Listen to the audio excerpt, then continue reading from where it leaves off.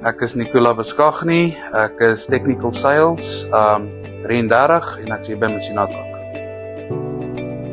Ek is al amper 9 jaar in die groep, maar het by Telewonic spesifiek begin Desember 2024. Moeilikste gedeelte vir my is die kliënte. So,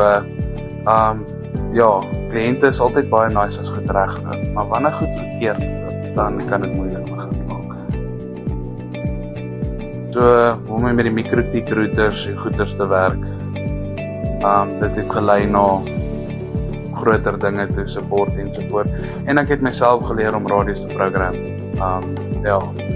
Tot ek goeie training gekry het op die Altera, maar die analoog radios en so het ek myself geleer.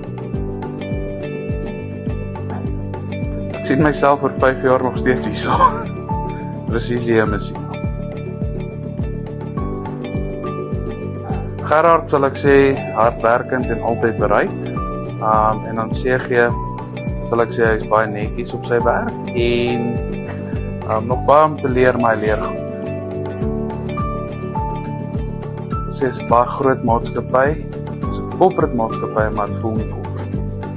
Gee regtig om oor hulle mense en ons is nie net nommers by Kusel. My vrou en my kind, maar die is baie jagplek en is nie baie damme nie, maar skroorde damme is alright met die tiervis. Ek sal sê grapperig. As ek besig is met werk, is dit straight to business. En hardwerk.